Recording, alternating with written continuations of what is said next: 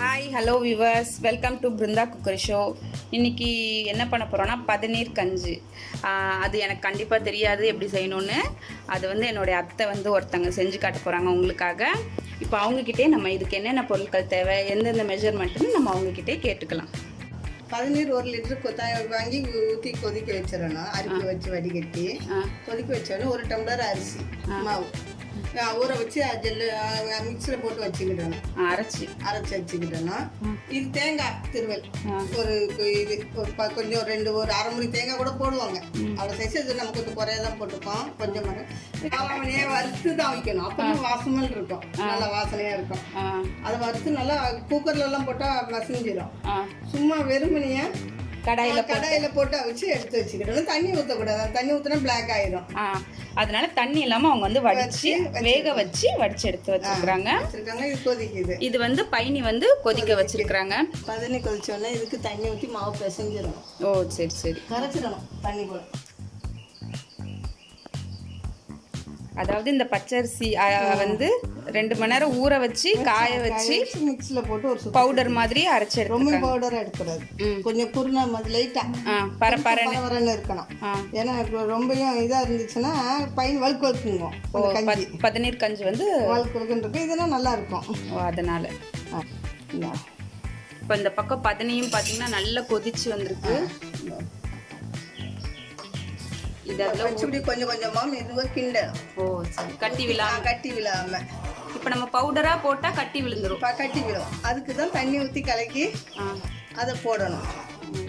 அப்படி போட்டு இப்படி கரண்டி வச்சு ஊற்றிக்கிட்டே கிண்டணும். ஓ சரி சரி. சும்மா ஊற்றிக்கிட்டே மொதவாக பெசம் பெற இருந்து கிண்டக்கூடாது. ஓ சரி சரி.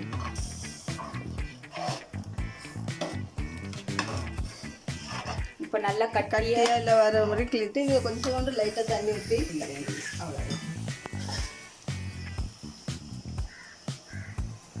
நாங்கள் இது வேஸ்ட் பண்ணாங்க. கொஞ்சம் தண்ணி சோண்டு லைட்டாக ஊற்றி போய்ட்டு கொஞ்சம் வேக விட வேண்டியது தான். ஒரு 5 நிமிஷம். ஓ நல்லா வேக வைக்கணும். கிண்டணும். கட்டி தான் விழுந்துடும். எப்படின்னாலும் நம்ம கிண்டுறதுல தான் இருக்குது. ஓ சரி சரி. இப்போ இந்த பதனில இருக்கிற இனிப்பே இந்த போதும்னா போய் விட்டுறணும். இல்லைன்னா சர்க்கரை போடணும், சீனி போடணும். சீனி சேர்த்துக்கலாம். கொஞ்சம் லைட்டாக ஸ்வீட்டுக்கு தான். ரொம்ப சீனி சேர்த்தாலும் டேஸ்ட் வராது. சரி. இப்போ நம்ம இந்த பயிறு போட்டு கிண்டணும். காராமணியை போட்டு கிண்டணும்.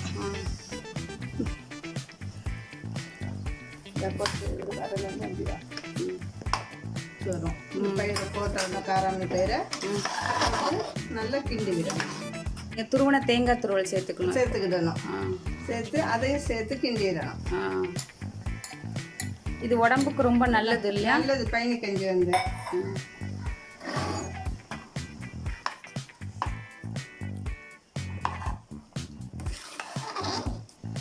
பதநீர் கால்சியம் சத்து, மூட்டு வலி அதெல்லாம் வராதுமா.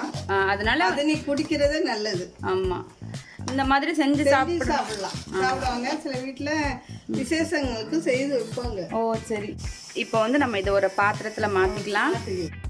இப்போ அருமையான நம்மளுடைய பதநீர் கஞ்சி ரெடியாக இருக்குது. கண்டிப்பாக உங்களுக்கும் பிடிக்கும். நீங்களும் உங்கள் வீட்டில் செஞ்சு பாருங்கள். இது ரொம்ப நல்லது. பதநீர் கிடைக்கும்போது நீங்கள் கண்டிப்பாக இது உங்கள் வீட்டில் செஞ்சு பாருங்கள். ப்ளஸ் அது கிடைக்கும்போது நல்லா வாங்கி குடிங்க. உடம்புக்கு அவ்வளோ கால்சியம் சத்து அதில் கிடைக்கும். ப்ளஸ் மூட்டு வலி அந்த மாதிரி ப்ராப்ளம் இருக்கிறவங்க இது அடிக்கடி செஞ்சு சாப்பிடும்போது உங்களுக்கு அந்த ப்ராப்ளம் நல்லா குறையிறத நீங்களே பார்க்கலாம். இந்த பயிர் எல்லாமே பார்த்திங்கன்னா உடம்புக்கு அவ்வளோ ஒரு நல்ல பொருட்கள். அதனால் நீங்கள் செஞ்சு பாருங்கள். நாங்கள் எதுவும் எக்ஸ்ட்ரா ஸ்வீட் ஆட் பண்ணலை. இதில் இருக்கிற ஸ்வீட்டே போதுமானதாக இருக்குது. ரொம்ப டேஸ்டியாக இருக்குது. நான் ஆல்ரெடி டேஸ்ட் பண்ணிட்டேன். ஸோ கண்டிப்பாக நீங்களும் செஞ்சு பார்த்து டேஸ்ட் பண்ணிவிட்டு எனக்கு கீழே கமெண்ட்டில் சொல்லுங்கள்.